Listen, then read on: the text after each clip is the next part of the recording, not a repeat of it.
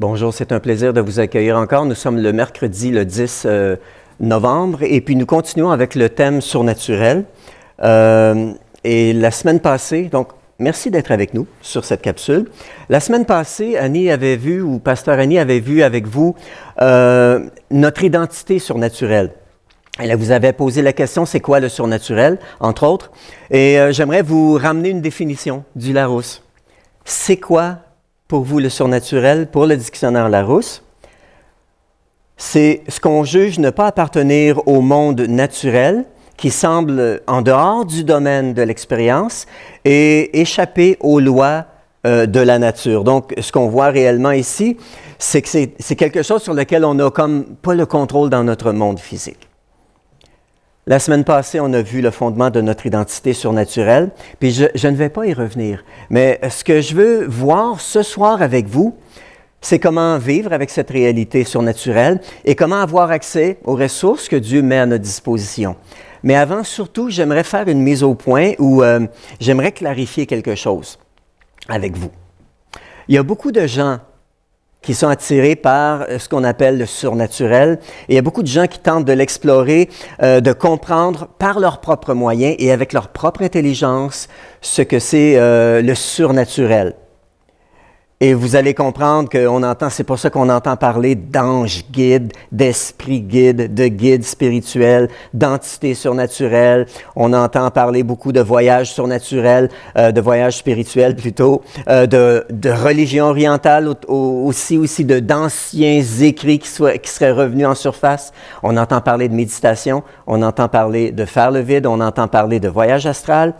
Mais ce n'est pas de ces phénomènes-là que je veux parler. Je veux surtout attirer votre attention sur une chose. On n'explore pas le domaine surnaturel par nos propres moyens. Ce n'est pas ce que l'apôtre Paul nous dit en tout cas.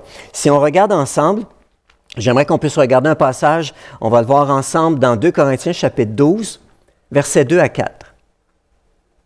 Je connais un homme en Christ qui, il y a 14 ans, a été enlevé jusqu'au 3e ciel.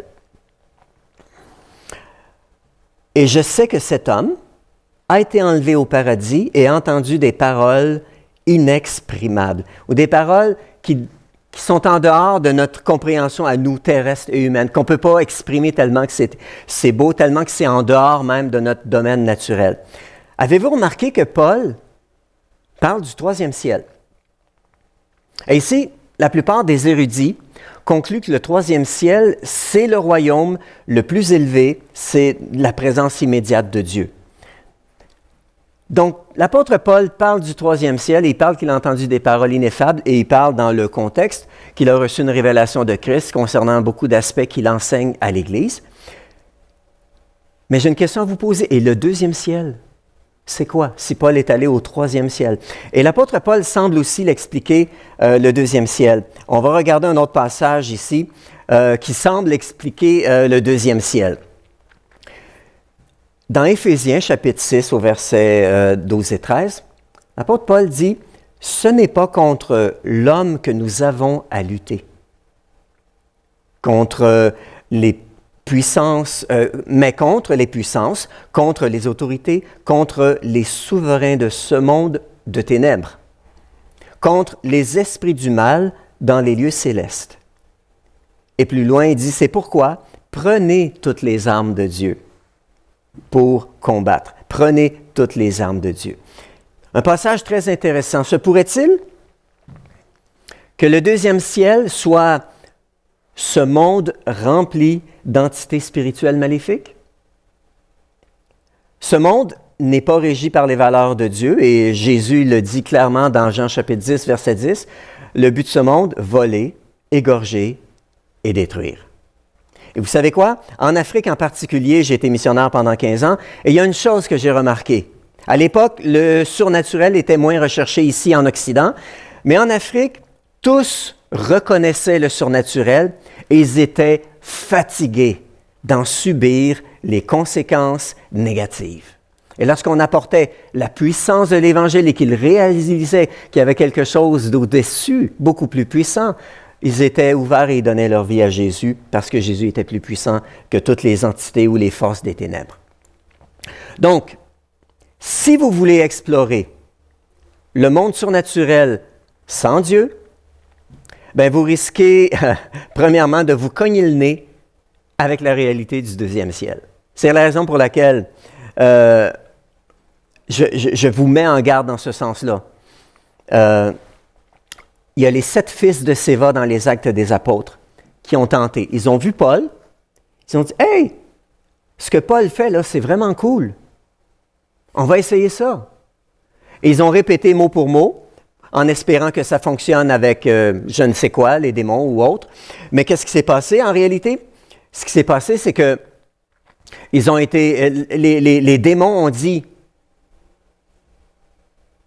on connaît Jésus, ou on sait qui est Jésus, on connaît Paul, mais vous, on ne vous connaît pas. Et ils ont été maltraités, ils ont été bastonnés, si je peux dire, par des mauvais esprits. Donc, si vous voulez explorer le monde surnaturel sans Dieu, vous risquez de vous cogner à ces entités-là. Mais, bonne nouvelle, ici dans le passage qu'on vient de lire, je le remets encore une fois, mais c'est pourquoi prenez toutes les armes de Dieu. Prenez toutes les armes de Dieu. Et c'est intéressant, quelles sont les armes de Dieu?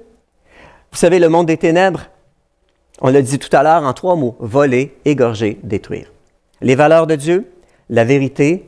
Voici les armes. La vérité, la justice, le zèle pour annoncer l'évangile de paix, la foi, le salut, donc être pardonné de nos péchés, d'être devenu enfant de Dieu, et la seule arme offensive, l'épée de l'Esprit. Esprit avec un grand E, du Saint-Esprit. Alors, permettez-moi de vous proposer ceci. En réalité, le surnaturel, on pourrait l'expliquer de cette manière-là, c'est le naturel de Dieu. Le surnaturel, c'est le naturel de Dieu. Laissez-moi vous proposer quelque chose. Dieu nous a créés des êtres surnaturels qui vivons présentement une réalité physique dans ce monde physique. Vous savez, Jésus a eu une discussion vraiment intéressante avec Nicodème dans Jean au chapitre 3. À partir du verset 5, voici ce qu'il lui dit. Vous ne le verrez pas à l'écran, mais je vous le cite directement.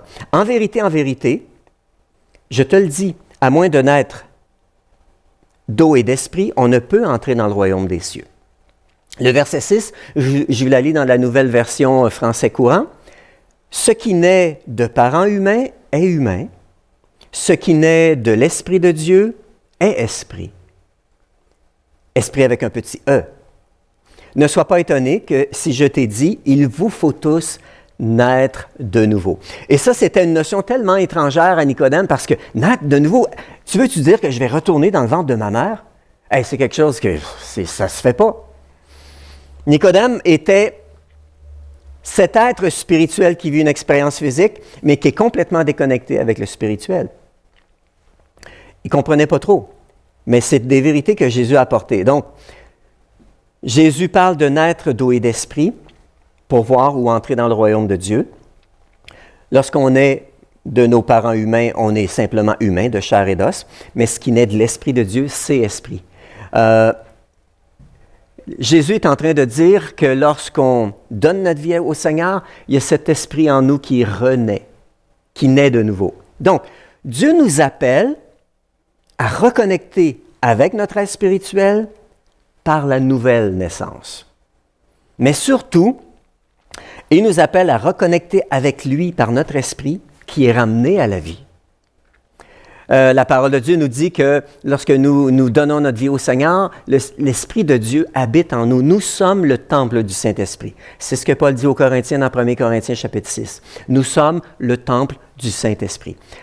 Et étant donné que l'Esprit est spirituel, notre relation avec lui se passe au niveau de notre être spirituel. C'est pour ça que notre esprit étant né de nouveau, notre esprit est à nouveau sensible aux choses surnaturelles. Dieu est surnaturel dans un sens. Il est en dehors du monde physique présentement. Même si Jésus est venu, l'incarnation en chair et en os, présentement, il est assis auprès du Père. Donc, Dieu veut réellement nous appelle réellement à reconnecter avec lui par notre esprit qui est ramené à la vie. Donc, lorsque nous reconnaissons que Jésus a tout accompli pour nous réconcilier avec Dieu et que nous recevons le pardon qu'il nous accorde de toutes nos fautes, Dieu nous pardonne et ramène à la vie notre esprit afin que nous soyons à nouveau en relation avec lui. Ça paraît compliqué, mais c'est bien simple. C'est bien simple. Lorsqu'on est né de nouveau, tout à coup, on devient sensible à l'Esprit de Dieu, à la voix de l'Esprit. Quoique avant même de naître de nouveau, quelquefois, le Saint-Esprit nous a conduits, nous a parlé sans qu'on soit conscient que c'était cet aspect-là, que c'était le Saint-Esprit de Dieu. C'est une fois qu'on est né de nouveau que là, notre esprit est revenu à la vie, on réalise, ah, mais ça, c'était une intervention de Dieu. Ah, ça aussi. Ah, mais là, c'est Dieu qui m'a conduit. Là, on est ouvert parce qu'on est né de nouveau. Cet esprit revient à la vie et à nouveau vit et reconnaît ces choses-là. Donc, Dieu est esprit et c'est au niveau de notre esprit que nous sommes en relation avec lui. L'apôtre Paul parle de l'homme charnel versus l'homme spirituel. Et si on regarde un passage, dans 1 Corinthiens, chapitre 2, verset 11, il y a un passage qui est vraiment intéressant. En effet, qui parmi l'homme connaît les pensées de l'homme, si ce n'est l'esprit de l'homme qui est en lui? Donc, on est conscient de ce qu'on vit en nous-mêmes. De même, personne ne peut connaître les pensées de Dieu si ce n'est l'esprit de Dieu. On continue. Verset 14, l'homme naturel n'accepte pas ce qui vient de l'esprit de Dieu car c'est une folie pour lui. Il est même incapable de le comprendre parce que c'est spirituellement qu'on en juge, avec notre esprit. Continue. En dernier, je reviens au verset 12, donc on fait une digression, on revient un tout petit peu. Or, nous, c'est la vérité la plus importante, c'est pour ça que je la mets à la fin. Or, nous n'avons pas reçu l'esprit du monde, mais l'esprit qui vient de Dieu, afin de connaître les bienfaits que Dieu nous a donnés par sa grâce. Wow! Quel merveilleux passage! Alors, comment est-ce qu'on peut vivre d'une manière naturelle le surnaturel? C'est très simple, en étant en communion avec Dieu par le Saint-Esprit. C'est de cette manière-là même. Parce qu'on voit au verset 15, l'homme dirigé par l'Esprit, je ne l'ai pas mis à l'écran, mais au verset 15, ça continue. L'homme dirigé par l'Esprit juge de tout. Au verset 16, mais qui a connu la pensée du Seigneur et pourrait l'instruire? Ici, c'est une citation d'Ésaïe, Ésaïe 40, verset 13. Qui a connu la pensée du Seigneur et pourrait l'instruire? Donc, dans l'Ancien Testament, la réponse aurait été personne. On ne connaît pas la pensée de Dieu. Mais ici, dans 1 Corinthiens ou 1 Corinthiens 2, verset 16 ici, « Or nous avons la pensée de Christ. » Donc, l'apôtre Paul clairement dit, maintenant que nous sommes nés de nouveau, nous avons la pensée de Christ. Wow! C'est quelque chose de vraiment intéressant. Donc, Dieu a ramené notre esprit à la vie afin que nous nous alignions sur la pensée de Dieu. Jésus dit, « Or, nous avons la pensée de Christ. » Ça, c'est vraiment intéressant. Si on regarde un passage, je vous parle de ces choses-là parce que je crois que c'est vraiment important. Lorsqu'on parle de surnaturel, trop souvent, on ne saisit pas trop. En réalité, on est destiné. Notre relation, elle est surnaturelle. Nous sommes devenus les meilleurs amis d'un être surnaturel. Dieu lui-même, le Père, le Fils, le Saint-Esprit. Nous sommes devenus meilleurs amis, nous sommes en relation. Nous qui sommes charnels, à travers notre être spirituel, à travers notre esprit, nous sommes en communion avec Dieu. Et quand je dis à travers notre esprit, c'est la raison qu'on peut prier intérieurement, avoir une pensée, et Dieu l'entend. Tout comme on entend ou Dieu nous communique une pensée intérieurement, une révélation quand on lit la parole, une parole de connaissance, quand Dieu veut nous utiliser pour encourager quelqu'un, c'est au niveau de notre esprit. Et le but ultime, si je regarde le verset suivant, on va regarder, c'est un passage que vous connaissez bien, vraiment bien, mais je veux revenir pour que vous voyez le fil conducteur dans tout ça avant de terminer. Laissez Dieu, ici je le lis, Romains chapitre 12, verset 2, mais dans la version de la Nouvelle français courant, nouvelle version de la Bible en français courant. Laissez Dieu vous transformer, soyez transformés. Laissez Dieu vous transformer, c'est la meilleure traduction parce que transformer ici, le verbe dans le grec est clairement au mode passif. Laissez-vous transformer. Le sujet subit l'action. Donc, laissez Dieu vous transformer est une bonne traduction. et vous donner une intelligence nouvelle. Vous discernerez alors ce que Dieu veut, c'est-à-dire ce qui est bien, ce qui lui est agréable et ce qui est parfait. Et ce qui est surnaturel ou spirituel est réellement parfait. Donc, c'est vraiment intéressant ce passage ici. Laissez-vous transformer par Dieu. Laissez Dieu vous transformer. Donc, notre intelligence, notre être physique, notre réflexion, on a été formé depuis notre enfance à penser d'une certaine manière, à penser à monde physique, à ce qui se passe ici. Qu'est-ce que je vais aller à l'école, je vais apprendre des choses. Pourquoi j'apprends des choses? Parce que ça va me servir pour un emploi. J'aurai éventuellement une carrière, je vais développer des relations et je vais acheter une maison ici sur Terre, physique. Et tout ça, mon emploi va être physique ici sur Terre. Tout ça, c'est physique. Et de là, on a besoin de changer notre manière de penser si on veut aligner notre manière de penser sur celle de Dieu. De là, l'apôtre Paul dit, laissez Dieu vous transformer, vous donner une intelligence nouvelle. On a besoin de cette transformation-là. Donc, pour vivre naturellement le surnaturel, on a besoin de laisser de la place au Saint-Esprit. On a besoin d'être en communion avec le Saint-Esprit. Et dans cette communion-là avec Dieu à travers le Saint-Esprit, on a besoin d'être transformé, de se laisser transformer. Et on a besoin, comme résultat, connaître les bienfaits que Dieu nous a donnés par sa grâce, comme on avait vu tout à l'heure dans 1 Corinthiens chapitre 2, ou ici dans Romains 12, connaître ce qui est bien, ce qui lui est agréable, ce qui est parfait. Pour vivre surnaturellement, on a besoin de connaître ce qui est disponible pour nous. C'est vraiment important. Il nous reste encore juste quelques minutes. Donc, quels sont ces bienfaits en terminant? Premièrement, la plénitude du Saint-Esprit. On l'a vu le mois passé, on l'a vu le dimanche passé, le baptême du Saint-Esprit. Et si vous avez écouté mon message de dimanche passé, de tomber dans la marmite à nouveau du Saint-Esprit, d'être baigné dans le Saint-Esprit, on en a besoin parce que ça va développer notre langage de prière, ça va développer plus de discernement, ça va nous conduire, ça va ouvrir la porte au don du Saint-Esprit. Parole de connaissance, parole de sagesse, prophétie, on en a parlé le mois passé, don de guérison, don de foi, don des miracles, ça va nous permettre de manifester la puissance de Dieu lorsqu'on le sert à travers notre service. Donc, un autre bienfait, c'est la puissance du Saint-Esprit que Paul dit que Dieu met à notre disposition. Sa puissance, elle est à notre disposition. D'autres bienfaits? L'autorité qu'il nous a confiée en son nom. Je vous donne tout pouvoir, toute autorité. Jésus l'a dit à ses disciples, et il a dit aux disciples, vous allez enseigner la même chose à tous ceux qui vont vous suivre. Autre chose, notre identité de fils et de fille. Tout à l'heure, j'ai parlé de certains passages de Romains 8. Dans Romains 8, ça nous parle de cet esprit d'adoption. Donc, notre identité de fils et de fille. Je ne suis pas un orphelin qui vient quémander devant Dieu. Je suis son fils bien-aimé, sa fille bien-aimée, en qui Dieu prend son plaisir. Dieu désire donc nous bénir, nous accorder. Donc, c'est un bienfait.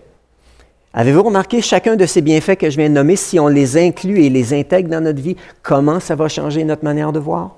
C'est pas tout. Notre position avec lui dans les lieux célestes, en Christ, avec Jésus, au-dessus de toute autorité, de toute domination. Au-dessus, comme je disais au début, du deuxième ciel. Au-dessus de tout pouvoir maléfique, on est au-dessus. Et en terminant, un autre bienfait, notre destinée céleste. Et de pouvoir être à nouveau dans la présence de Dieu, dans son ciel, après cette vie sur terre. Wow! C'est merveilleux. Donc, nous voyons, ce sont ces bienfaits-là. Comment les mettre en pratique? Donc, aujourd'hui, je termine avec ceci. Je voulais vraiment vous communiquer cet aspect. On explore le monde surnaturel de par notre relation avec le Saint-Esprit et de par le fait de se laisser transformer pour enligner de plus en plus notre pensée avec celle de Dieu et être capable de comprendre tous les bienfaits qu'il nous accorde par sa grâce. Joignez-vous à nous tout à l'heure, on va en parler plus à fond dans le Zoom de l'Église. Donc, rejoignez-nous tout de suite dans le Zoom et on va en reparler tout à l'heure. Donc, à bientôt.